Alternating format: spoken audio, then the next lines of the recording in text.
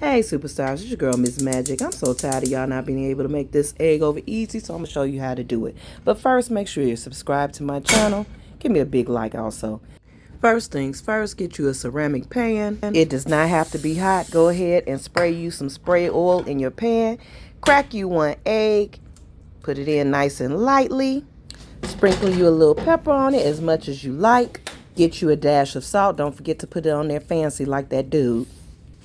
Let your egg white get white. Don't forget to swirl it around a little bit in the pan. Make sure that it is definitely non-stick.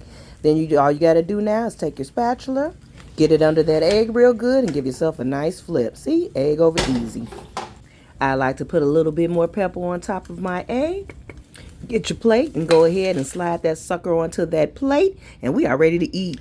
And voila, the perfect over easy egg. Go ahead and swirl that egg around in that nice juice, or get you a piece of bread or whatever you're going to sop it up with. Bacon, I don't know, I don't care, hash browns, whatever. I just like mine just like this, so I'm going to slop it around. All right, guys, thanks for watching. Hit that subscribe button for me and give me a big thumbs up. Hit that notification bell. Love you guys. Bye.